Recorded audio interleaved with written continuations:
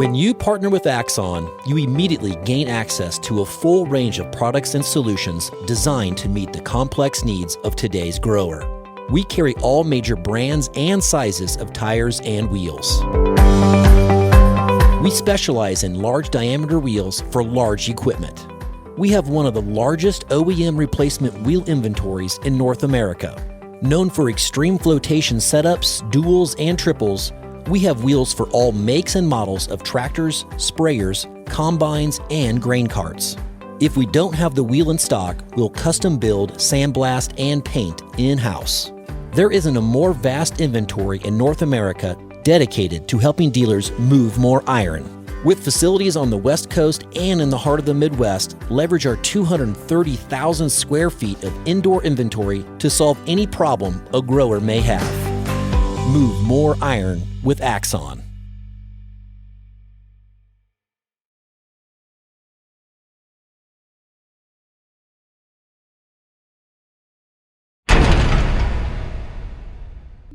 Moving iron.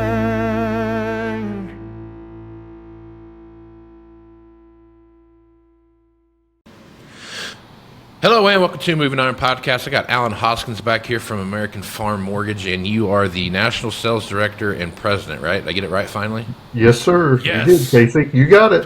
27 times, and I finally got it right. Look at that. Best day ever. Yeah. So Alan is nice enough to come on and talk about what's happening in the world of finance as far as from a banker's perspective. And Alan, it's always an honor to have you on. How you doing, man? I'm doing well, Casey. I always enjoy being on here. It's a great program, and feel it a privilege that I can be here. Thank you. The privilege is all mine, sir. So thanks for coming on. A lot of stuff happening out there. The Fed came out on the 25th and talked about raising up another quarter. I'd love your reaction to Chairman Powell's kind of speech. And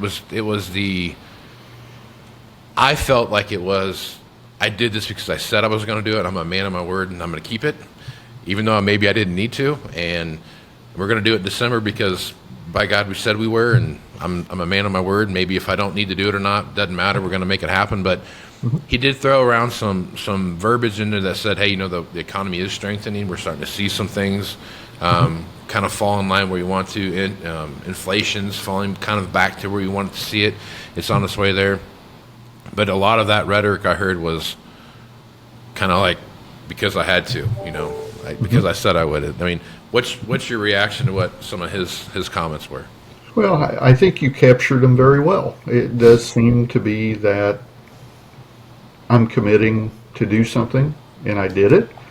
Perhaps some of that could be attributable, and I don't know this, but perhaps some of that could be attributable to the fact that they were a little slow to pull the trigger earlier than what maybe should have been. Hindsight's always 20/20. Relative to future, in December, we'll see what happens between now and then. Certainly wouldn't want to predict that they'll follow through with it.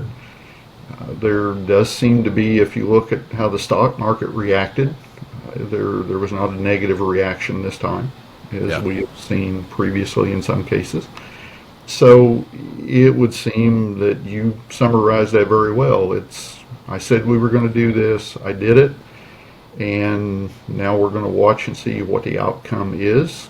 There's a lot of time between now and December, and obviously there's going to be several sets of economic data that will be released. We're going to be looking at quarterly earnings from major corporations during that period of time. So I suspicion that they'll be watching those very closely. I would not want the chairman's position. It's a delicate balancing act regardless of what administration is in power. Sure. So it's going to be interesting to see what commentary that we hear come out between now and then, and see if there is indeed another increase, or at what point in the future do they look at data and say maybe we need to reverse course a little bit. So I don't know. I think the inflation number is going to be very important to watch, and I think that seems to be the chairman's hot button. Yep. I think you're right, and you're kind of damned if you do, damned if you don't. When you're the chair of Fed, it doesn't matter. It's like anybody else.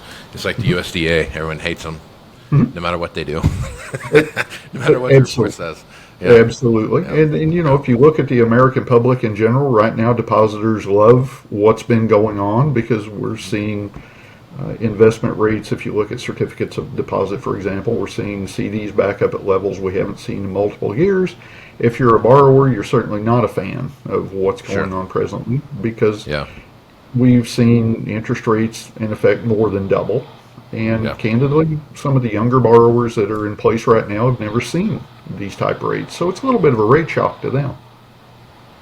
Yep. So I think there's a lot of stuff to watch there. And as you continue to kind of watch these things progress through the end of the year, I think we're going to see some other things take place. So let's talk about that a little bit. Looking towards the end of the year, profitability this year, looking at where crop prices are right now and this big shot up that we've seen on some geopolitical stuff and some weather stuff that we see coming up. That Russia-Ukraine thing was kind of a sleeper. Now it's kind of back on the table as a fuel for this volatility that we're seeing in the marketplace. This heat that we're seeing right now, we got a lot of rain in some places that needed it, but it was short-lived, and now we're back to some heavy heat, and that's drying back out. Corn pollination going on. We're not too far away from pod setting here when you start looking at the market as far as soybeans go. So you start seeing what that looks like. So we got some weather scares there. Section 179, I think, is something that is probably an overlooked conversation, I think, a little bit when you're looking at where we're at now, because that's not there anymore like it's been in the past. That's been in effect for how long? 20 years, basically, I guess, right? Since about 2008, right? So that was a big deal. You fully depreciate something in the first year instead of your standard 5 or 7 year depreciation schedule, whichever you're using. So that's gonna change a lot of tax liability situations that we see happening, and how's that going to fuel what we see happening there? I guess so, Alan, as you're looking at what profitability should look like going into at the end of 23 plus tax ramifications with not having Section 179 available, as you're looking into 24, what are some of your thoughts about profitability and overall on-farm income, I guess, for the customers you're working with?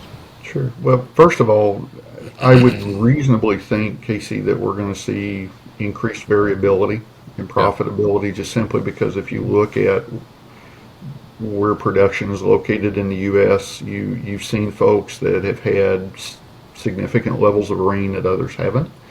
You've seen folks that have had storms, for example, a derecho that affects certain areas that doesn't. I think variability, I would somewhat believe variability in 2023 is going to be greater perhaps than what we saw in 2022. Obviously, we don't know how we're going to finish the year out yet, but the heat, it's going to be very, I think, interesting to look back in about 6 months when we have some data that we can look at and see how hybrids maybe played roles in minimizing loss due to heat. I think that we're going to see management practices probably significantly affect the yield as well. So my key word is probably variability in what we're going to see in 2023 for profitability, depending upon where the person's located. But more importantly, Casey, and we've talked about this before, the variability is going to be due in large part to management practices as well, as far as the market plans that they have in place, how effectively they utilize the risk management tools such as crop insurance to be able to minimize the impact of any downside to their operation.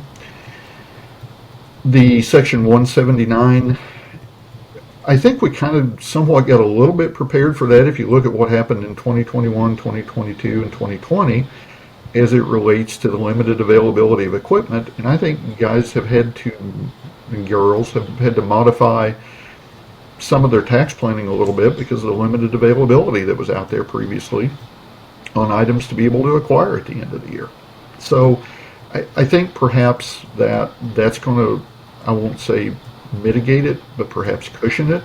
The other thing that I think is going to be very important is for lenders, equipment dealers, accountants to make sure that producers are aware of all modifications and make sure that we're not seeing anyone surprised as we get toward the end of the year about what's changed. You know, that's, I think, a role that all of us that are fortunate enough to work with producers in the industry I think that's a role that we all should play.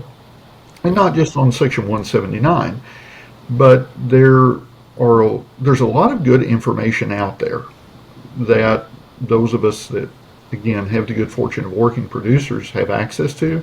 And I think it's imperative that we share that information, not from a dictatorial perspective, from the standpoint we're not telling someone what to do. We're just making them aware of information that they may or may not otherwise be knowledgeable of, so that they can use that in their tool belt and how to manage their operation more effectively. Yep. Well, I think you're right. I think you're right there, Alan. So last question here. So when you're looking out through the end of the year, talk a little bit about what you're seeing. If the Fed comes in December and does raise the rate again like they're talking about, we're going to be at what, 5.5 or 5.75? Be 5 3/4. If you convert that over to prime, that would put prime at 8.75 if there wasn't a quarter point increase. All right, so you're looking at 8.75 roughly as you go into 24. As you go into renewal season, what are some of the things you're going to be paying attention to, and what are some of the things producers should be thinking about as they roll into that time of the year? I think, number one, looking at their interest cost as a percent of their total gross revenue, and looking at that both from a historical perspective and a future perspective. Obviously, interest expense is a deductible item, principal is not. So it's making sure that they look at how interest is a portion of their gross revenue calculation, looking at how many dollars out of their gross revenue are they truly spending on interest, and are they projecting to spend on interest. Obviously, in today's world with larger operations than we saw 20, 30 years ago, operating lines, which typically are the most interest rate sensitive, those are the ones that are going to, I think, tell the tale more quickly. They're still, obviously on equipment trades, you're seeing increased interest rates as well. Sure, absolutely. But not everyone is trading. Sure. Hopefully, folks took advantage of the low interest rate environment that was in effect up till about 18 months ago. You got a significant portion of the real estate locked in. I think also looking at future purchases. I think that it's important that operations still look at expansion opportunities. However, I think it's wise that they're very judicious in looking at how a future land acquisition fits to the long-term perspective of their operation. Because if we get to a point, and I'm not saying we will, but if we get to a point where we do start to see land values adjust a little bit, the option that folks have had over the past few years of being able to liquidate a parcel of land, number one, very quickly, and number two, in all likelihood, at a level of at least what they paid for it if it was a recent acquisition, that option may or may not be there going forward. So I think it certainly makes sense for them to look at how can we make sure this is a good fit for us long term. The other thing, Casey, that I'll say I think is a good thing for operations to consider if they are in a position where they're looking at transitioning over to the next generation.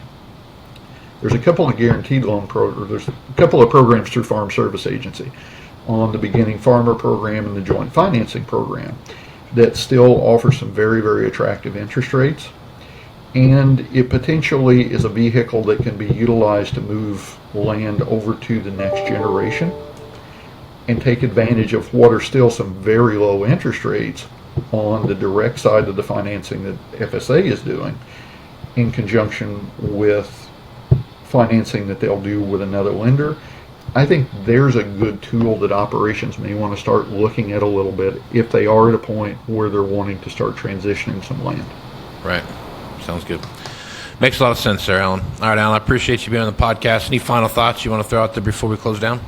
The thing that I would say, Casey, is just making sure that folks are more proactive than normal, and making sure that they are updating cash flows and understanding changes that may affect them from a tax perspective. Preferably doing that before they get into harvest, anticipating some yields, anticipating prices and looking at those numbers so that they're making some potential decisions, or at least developing some plans now that can be enacted this fall based upon 2 or 3 different scenarios, as opposed to waiting until the end of the year to do tax planning or management planning in a little bit more of a hurried nature, when that's traditionally how bad decisions can be made. Right on. Appreciate you making the podcast, Alan. Folks want to reach out to you and get more information on what you're doing over at American Farm Mortgage. What's the best way to do that? Sure, they can reach out to me by email. It's ahoskins@AmericanFarmMortgage.com. They can also reach out to us directly through telephone, which, again, I love to talk to people directly through the American Farm Mortgage number. So look forward to receiving any thoughts or feedback that anyone has. Appreciate the opportunity to be a part of your show, Casey. It's a great program. Well, thanks, Alan. I appreciate that, and guests like you make me look good. So I appreciate you coming on, man. We'll talk to you next month, man. Have a good rest of this one, and we'll talk to you soon. All right, thanks, Casey. Right on. I'm Casey Seymour with Moving Iron Podcast. Check me out on Facebook, Twitter, and Instagram at Moving Iron LLC, LinkedIn at Moving Iron Podcast. Go over to the YouTube channel, see the video version of this at the Moving Iron Podcast YouTube channel. And you can go to Moving Iron LLC for everything Moving Iron related and get all the information for the upcoming Moving Iron Summit, which you have about, 5-6 days to get registered for that. So if you're interested in that, sign up there, give me an email at MovingIronPodcast at MovingIronPodcast.com, and I will make sure to answer your questions. So with that, I'm Casey Seymour with Alan Hoskins. Smooth some iron, folks. Out. Moving iron in the 21st century. Hard-working people